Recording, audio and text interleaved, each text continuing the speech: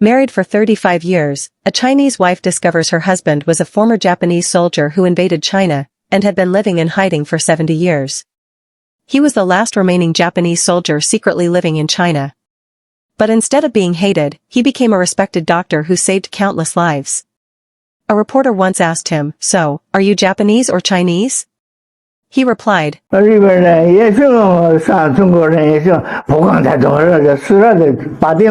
"This 103-year-old former soldier from Japan had never hurt a single Chinese person. Instead, he dedicated his life to healing China's poor. His life is nothing short of legendary. Let's take a deeper look into his incredible, true story. Yamazaki Hiroshi was born in 1908 in Wakayama, Japan, into a family with a long tradition in Chinese medicine. For 3 generations, his family had practiced herbal medicine and were well known in the region. He was also a member of the International Red Cross. After graduating from medical school, he took over the family practice and made a name for himself by age 30. He had hoped to carry on the family's legacy in medicine, but fate had other plans. In 1937, full-scale war broke out as Japan launched its invasion of China. To bolster its military, Japan enforced mandatory conscription. Yamazaki was forcibly drafted. A man trained to save lives was suddenly sent to a foreign land as part of the invading army. As a military doctor, he was stationed with Japanese troops in Tianjin, China. Although he didn't fight on the front lines, his job was to treat wounded soldiers. But once he saw the battlefield carnage, bodies everywhere and countless injured, he realized the brutal reality of war. It was nothing like he had imagined. Then one day, he witnessed something that changed him forever. He saw Japanese soldiers snatch a 3-year-old child from a Chinese mother, kick him around like a toy, and then try to strangle him just for amusement. Yamazaki rushed to stop them, but was viciously beaten by his fellow soldiers. In the end, the soldiers killed the mother and child in front of him and laughed about it. That inhuman scene broke him. He had once believed the war was a just cause, but now he saw it for what it was, cruel and monstrous. He realized that, as a military doctor, he was enabling this horror. He felt complicit. And he could no longer be part of it. So he made the most dangerous decision of his life: he ran. One dark and windy night, he slipped away from camp during a guard shift change. He ran until his legs gave out. He was exhausted, terrified, and alone. For days, he kept running, trying to get far from Japanese-held territory. Eventually, he blended in with a group of Chinese refugees, beginning a life on the run, with no idea what the future held. As a Japanese deserter, he had to hide from both sides: his own army, who would execute him for desertion, and Chinese civilians, many of whom hated the Japanese invaders. He couldn't speak Chinese, so he pretended to be mute and begged for food with hand gestures.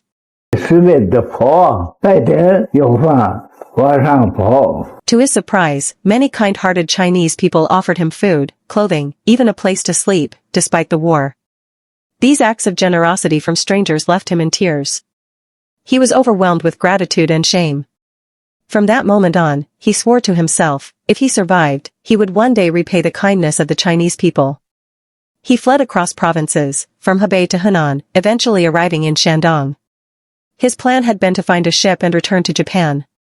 But with the war raging on, getting home was nearly impossible. Even if he made it back, he'd likely face punishment as a deserter, and his family might suffer too. So Yamazaki decided to stay in China. He assumed a new identity and took a job at a Japanese trading company warehouse in Jinan, posing as an overseas Japanese worker. While there, he quietly helped 3 starving Chinese laborers, sneaking them food from the warehouse. Eventually, the missing supplies were noticed, and he was interrogated and beaten. But no matter how badly they hurt him, he never revealed the truth, that he was helping Chinese workers, because he knew they might be tortured or killed.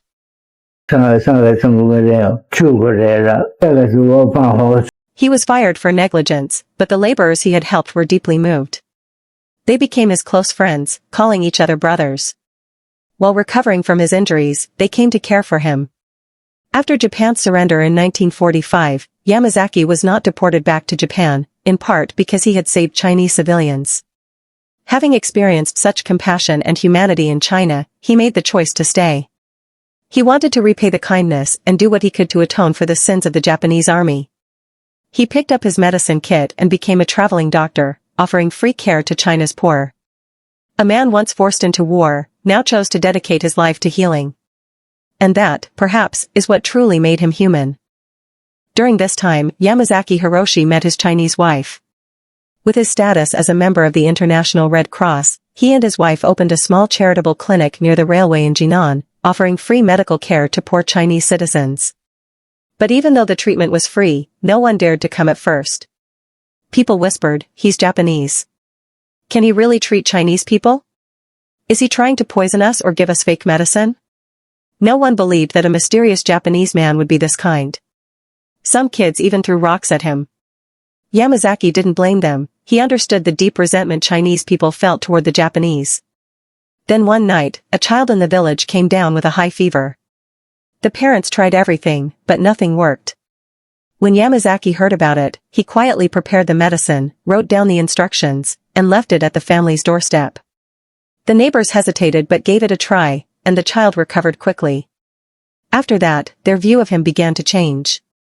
As he continued treating more patients successfully, the villagers slowly began to accept him. Word spread, and people came on their own to seek help. If a patient was poor, he treated them for free. If they insisted on paying, he only charged the cost of medicine. Thanks to his skills and character, Yamazaki's reputation soared. His little clinic was soon crowded with people every day. He didn't just save countless children from poor families, he also adopted a baby girl who had been abandoned at his clinic. He named her Yamron Grandjian and raised her as his own daughter. For 70 years, he never stopped offering free care. Even other doctors admired him. 这一辈子没有点医疗事故和纠纷，这一点是难能可贵。 Hospitals across China invited him to work with them, but he turned them all down. He chose to stay in the local community and serve the families who needed him most. In 1972, after China and Japan established diplomatic relations, Yamazaki was allowed to visit Japan. After 40 years away, he returned to his homeland with his daughter, moved to tears.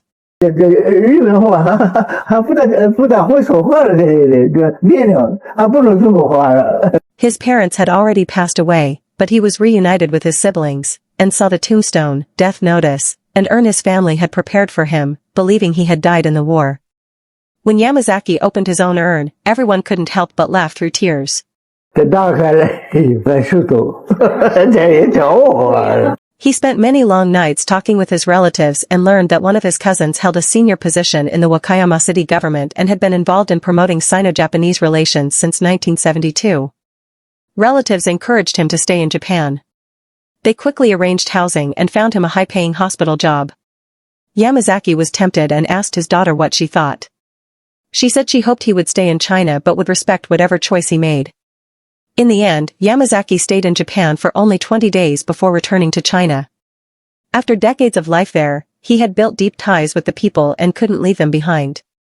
In his late 60s, Yamazaki returned to China with a mission. He and his cousin wanted to help make Wakayama and Jinan official sister cities, as a gesture of peace and reconciliation. As the 21st century began, Yamazaki was over 100 years old and lived with 4 generations of his family. Yet he still insisted on seeing patients for a few hours every day. His clinic was always full. Some people came to be treated, others just to visit an old friend or express their gratitude. By then, no one seemed to care about his nationality. They simply called him Dr. Yam or Old Master Yam with deep respect. In 2003, while hospitalized, Yamazaki secretly applied to donate his body to the Red Cross.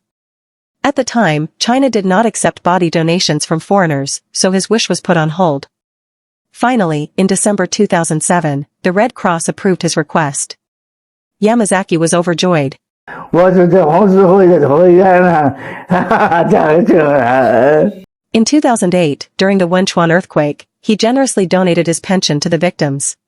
民乐有黄，人有情。 On a quiet day in December 2010, Yamazaki Hiroshi passed away peacefully at home at the age of 103. His family honored his final wish and donated his body to the Chinese Red Cross. At the hospital gate, crowds of people from Jinan gathered to bid him farewell. Yamazaki couldn't choose his fate. He was forced to become a soldier and invader, but in the end, he chose conscience and redemption. This kind-hearted man earned the respect of generations. May he rest in peace.